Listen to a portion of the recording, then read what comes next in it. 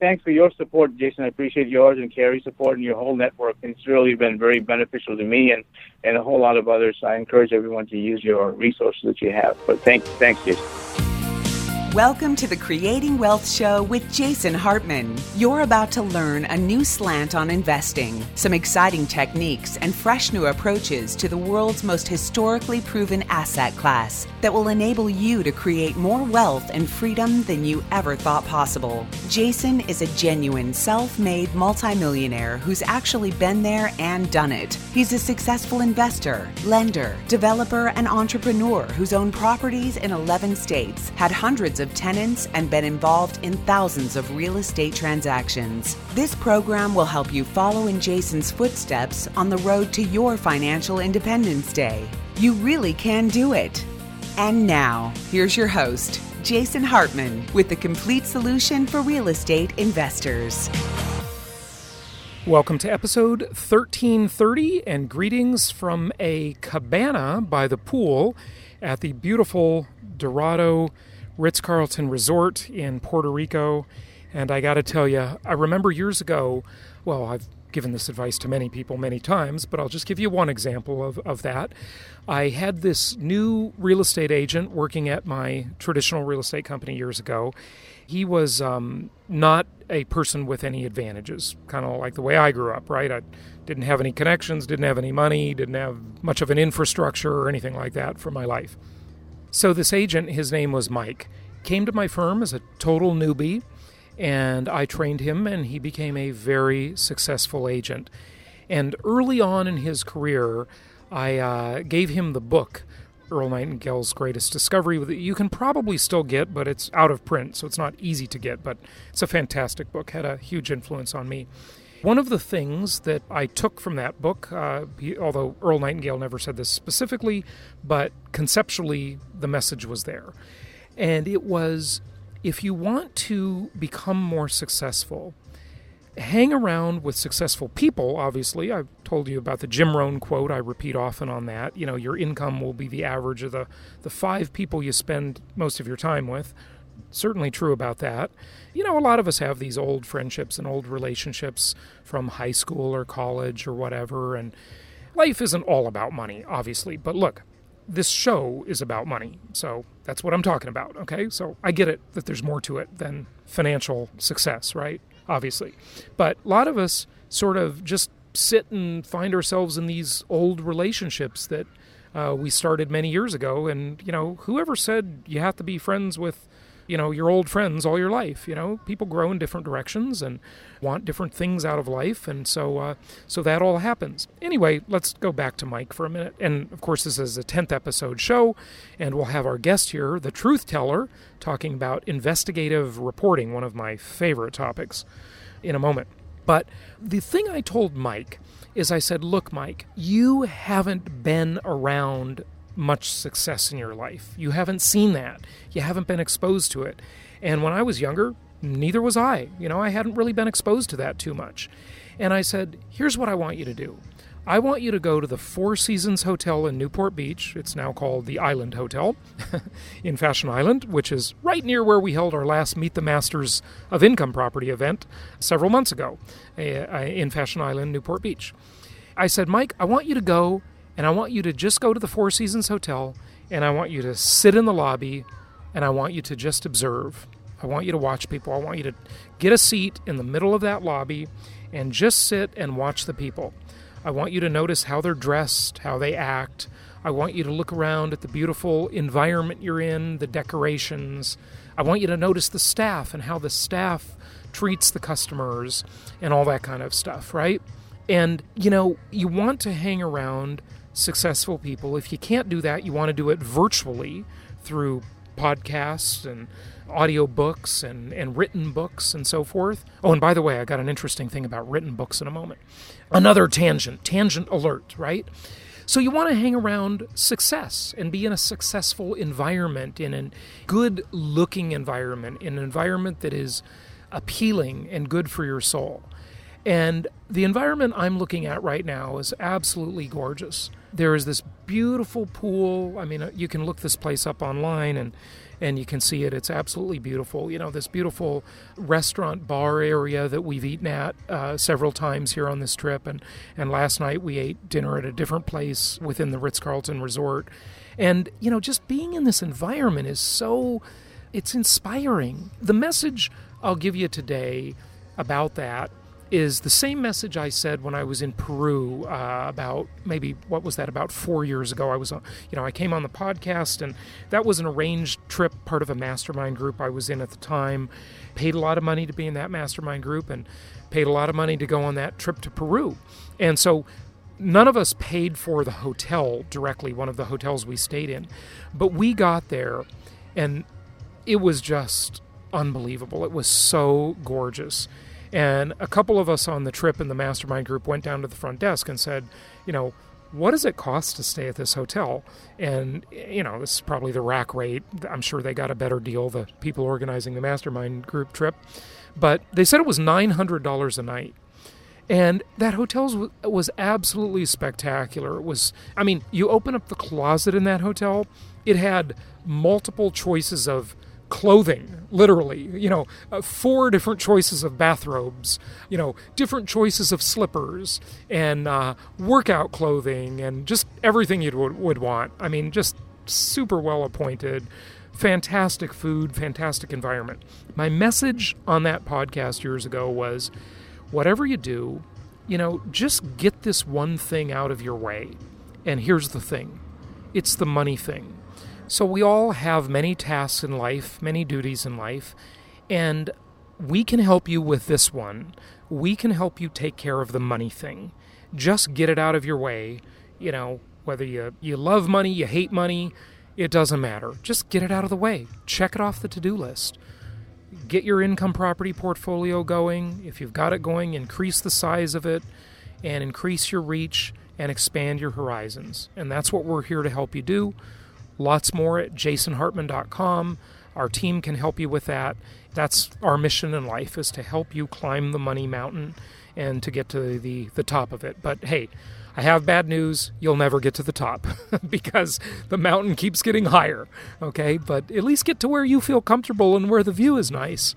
And I tell you, the view right here as I'm sitting in this cabana with my microphone and my dog looking at my friends in the pool, and I got to jump in the pool there with them so we can talk about doing big things. Take care of the money thing. And that's what we're here to help you do. We are your guide. We are your team. We are your resource to help you take care of the money thing. So take advantage of it. Our consultations are free. Go to jasonhartman.com. We're here to help. Okay, another interesting point. When we were at dinner last night at one of the Ritz-Carlton restaurants here, I had an interesting conversation with a gentleman who's here as part of the mastermind group. His name is Tom, and he's a consultant. He's been a consultant for many different real estate gurus over the years and, had some really interesting insights into how sort of shady some of them are, and hey, no surprise there.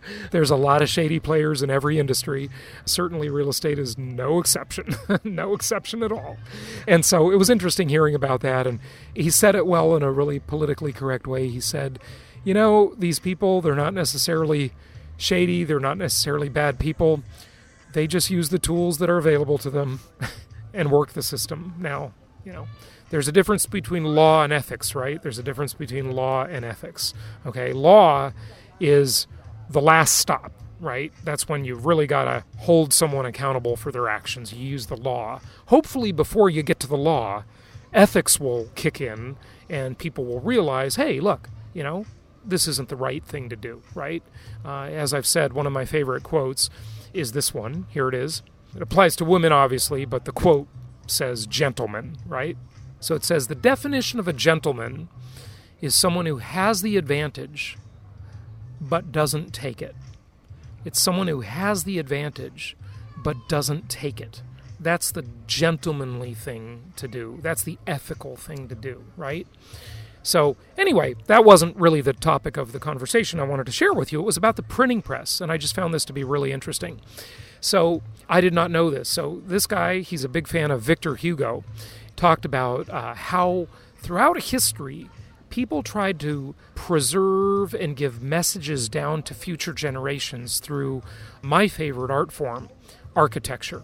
He said architecture was the way they really did that. They did it with architecture, whether it be the pyramids or Notre Dame or whatever, right? Architecture was the way they passed things down and left a message for future generations. But what kind of, although it didn't kill it, but to some extent it did.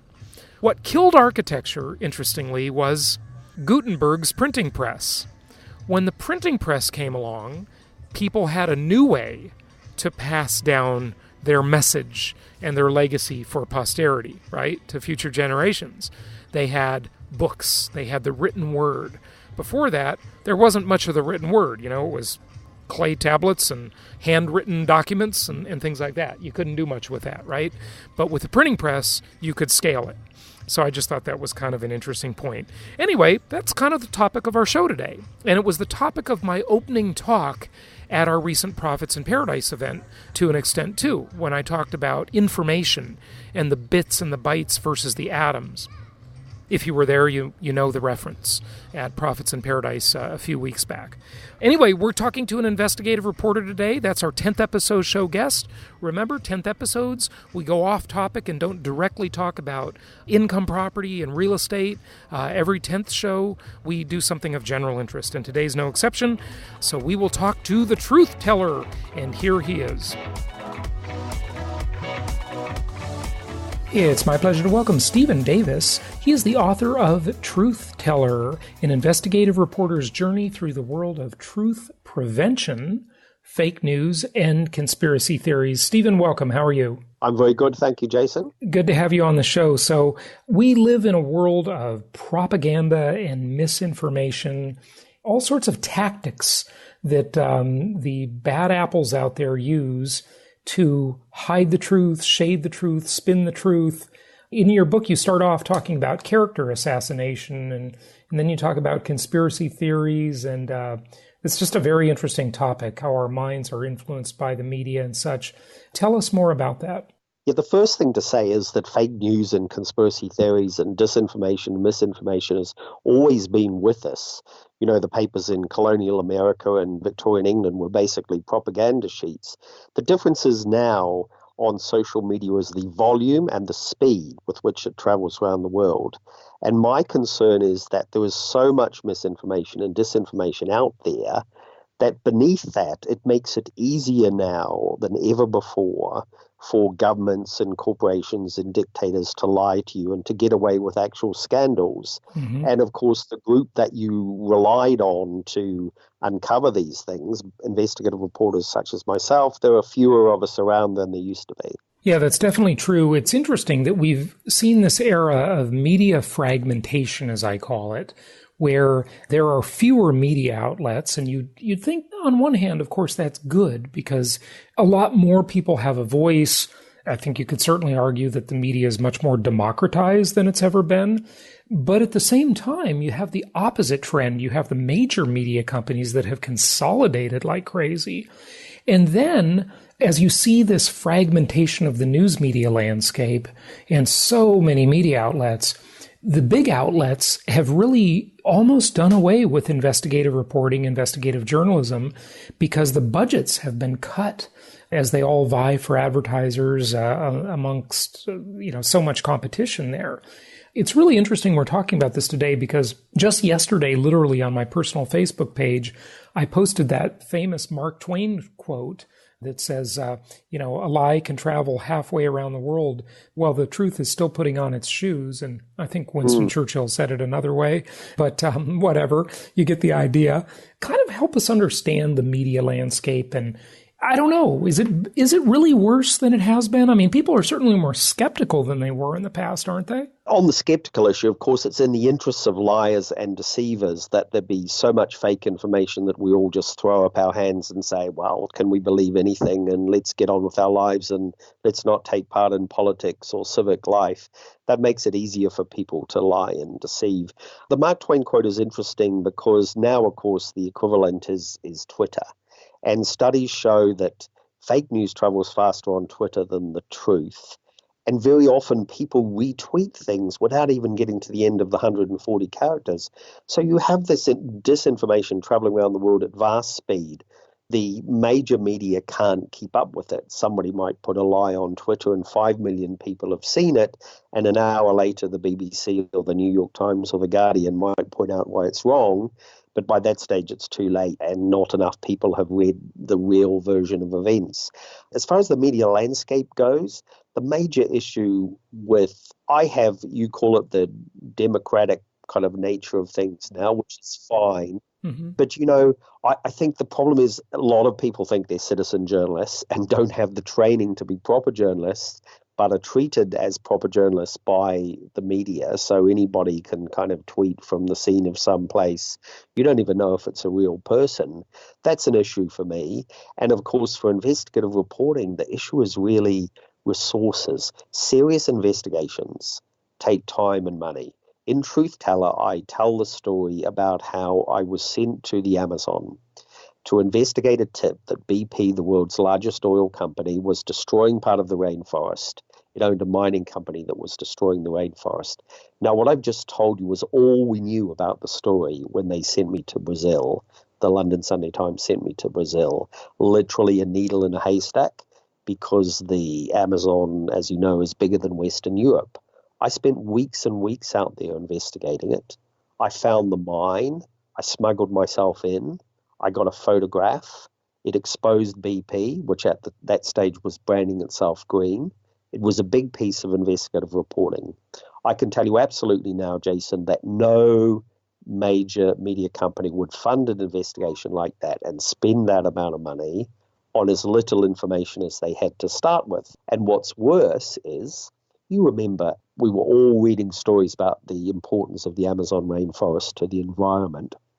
In the research for Truthteller, I actually went back to contacts in the province that I'd been in all those years ago, and people are destroying the rainforest at an even greater rate than they were then, and it goes virtually unreported because these days reporters don't get out of the office. Reporters don't get sent to the deepest, darkest parts of the Amazon rainforest to get stories. So society is missing out. Yeah, they are missing out. But what is the solution? If you agree that the problem is sort of as I outlined it, I'm sure you could do a better job being so deep in it. But we've got this fragmented environment. On the one hand, it should be good. On the other hand, it's bad. We just don't have... 60 Minutes is kind of the last bastion of big-time investigative journalism, isn't it? Okay, so 60 Minutes is still very good, by the way.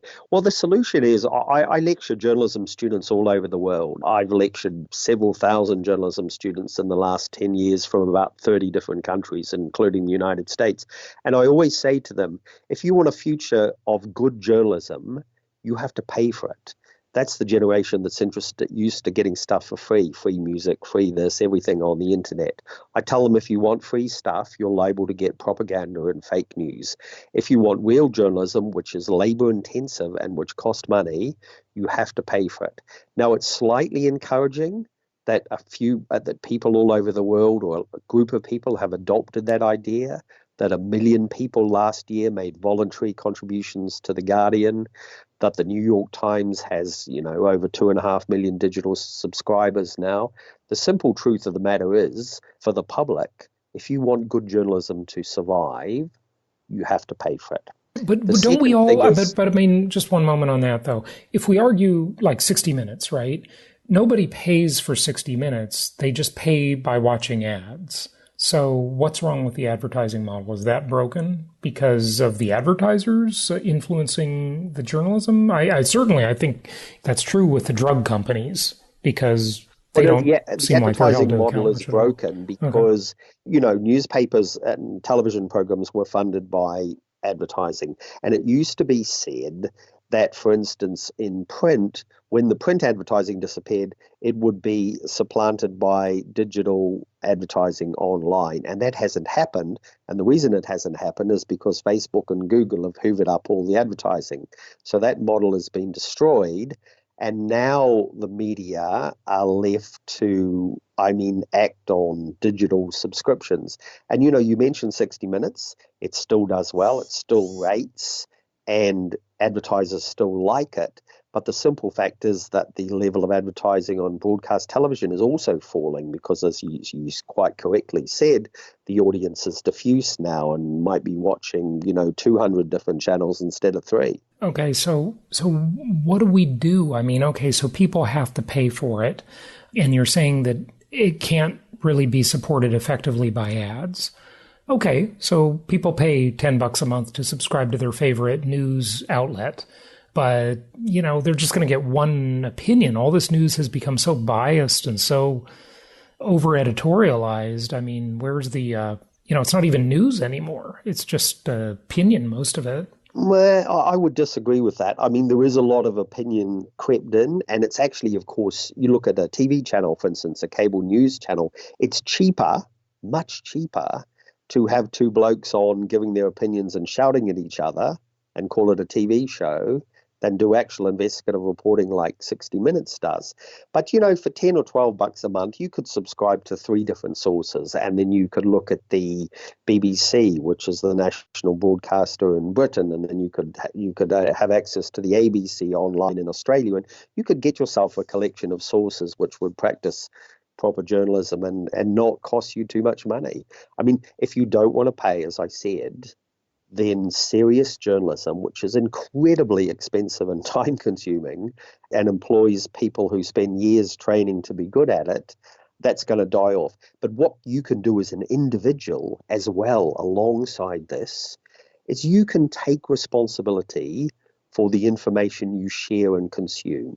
It's not good enough to say, I just passed on something, I didn't really know it was fake, because then you're just part of a long string of people around the world passing on falsehoods and sharing falsehoods. You can't claim the getaway driver from the bank robbery. I didn't know they just robbed the bank, exactly. Right? Yeah. Yes.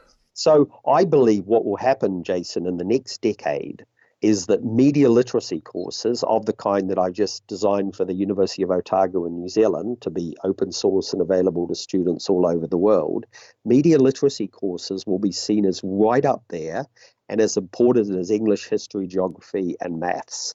And they'll be widely taught at every level. And the aim will be to get people to become ethical consumers and sharers of information. If people have to share less, so be it. If Facebook have to change their business model because people share less and are more careful, so be it.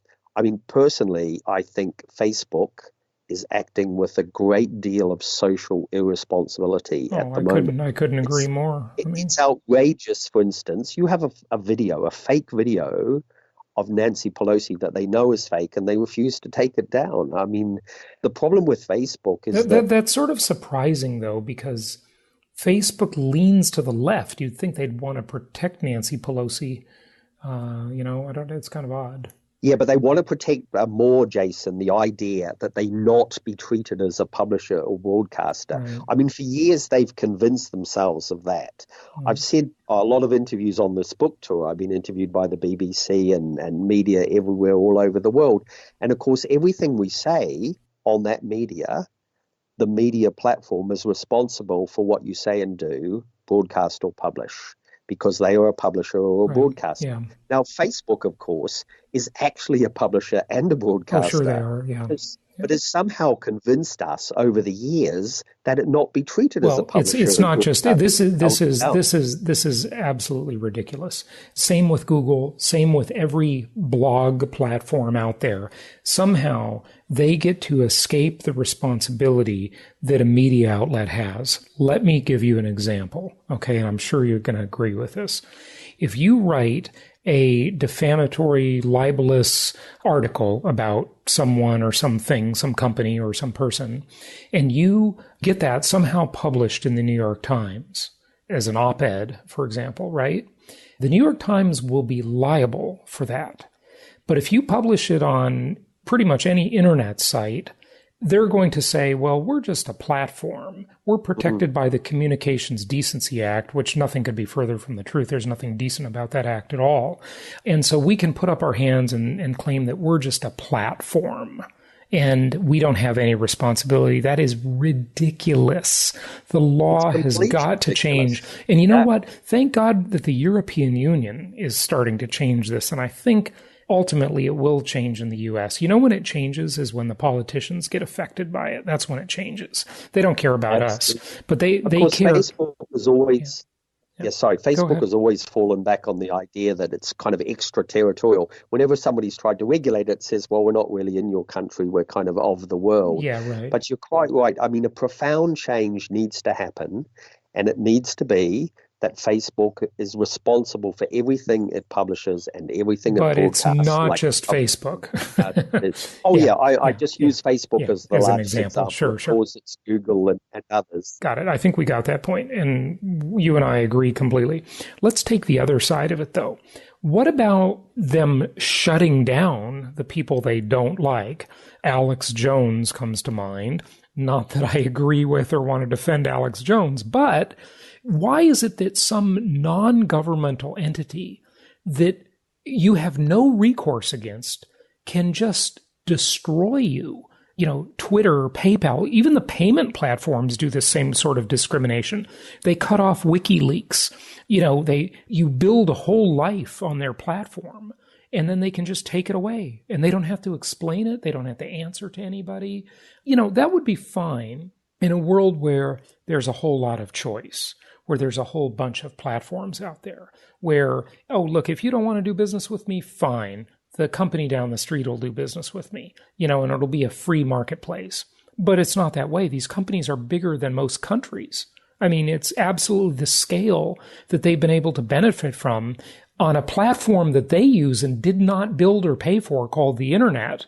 They didn't build that, you know, like to go back to Obama's saying, you didn't build that, right? Well, no, I actually agree with him here. Why do they get to be the arbiters of who gets to speak and who doesn't? I think this comes down to the classic and long-standing debate between freedom of speech and speech which tips over into harm. Right. You know, the classic harm principle as outlined by the philosopher John Stuart Mill, which he essentially said, just to sort of remind people, the villains of the age were the corn merchants who were putting up the price of bread for poor people. And he said, basically, you can make a speech saying the corn merchants are villains, the corn merchants can go to jail. You can say all sorts of terrible things about them. What you can't do is get a mob to go and burn down their house and kill them. That tips over from free speech to hate speech. So we're trying to work out a difficult line here. Now, the Alex Jones of this world, I mean, he's an appalling individual who caused tremendous and unnecessary grief for the victims of Sandy Hook. Fair enough, but some of his stuff enlightens us to something maybe we should see. You know, it's not all bad. I was about to say, personally, I think the man is laughable. But look, I think if you try and suppress his speech, you only help him. And I don't think that what he says tips over into hate speech. Where I do think they need to clamp down is the actual hate speech which circulates on the internet, which is actually urging people to commit violence. And we saw the terrible consequences of that in my home country recently, where a disgruntled young man got guns and murdered a lot of people at a mosque in Christchurch. So I agree with you, absolutely. The kind of Alex Joneses of this world. Let me tell you what's interesting about that, though, and I'm sure you'll have an opinion about this one. Why is it that the movies and video games are never criticized? I mean, there's almost zero criticism against them and against the pharmaceutical companies that make these drugs that make people crazy. I mean, it's like you don't even bring it up. There's no discussion about this in the media anymore. There used to be. I remember back in the 70s, they would discuss violence on TV constantly. But now it's like almost, you just go through your Netflix queue, or not your queue, but just surf movies online, IMDb, whatever. And you'll see that almost every movie poster has a gun in it. Every video game is a shooter game. Nobody talks about that. It's amazing. Well, a lot of people used to talk about it, you're right, and it seems to have kind of slightly become less of a story these days. I guess, though, from my point of view, they may be entertainment I like or don't like, but it's clearly entertainment. I might not be entertained by it, somebody is, but there's a world of difference between that and somebody broadcasting as they did a live shooting of actual people being killed. Yeah, well, that's it may true not too. look Yeah. the same, Yeah. but one is clearly real life and one is not. Sure. And if it's not real life, like a whole fantasy world or, science fiction or whatever, I guess that's entertained some people and they should be allowed to see it. Mm-hmm. It's just amazing that, they only run to the gun manufacturers. That's all they talk about. And they never talk about any of these other issues that influence this kind of terrible, tragic behavior, which is crazy. Okay, so since we did get a little conspiratorial, you've got a chapter ahead about conspiracy theories. It's aptly titled, I think it says, "My conspiracy theories are better than your conspiracy theories." Tell us about that. Yeah, in Truthteller, I outline various tools which governments and corporations use to deceive you, actually quite sophisticated tools which they're quite good at. Mm-hmm. And one particular one is the creation of conspiracy theories to hide an actual conspiracy theory. And in Truthteller, I give an example when a former Russian intelligence officer called Skripal was poisoned in the United Kingdom, and the finger was pointed at the Russians. It seems pretty clear they were the only people with the motive to do it. And in fact, two of their officers happened to be in the same town at the time of the poisoning and were caught on CCTV camera. But within 10 days of that story, I was tracking around the world.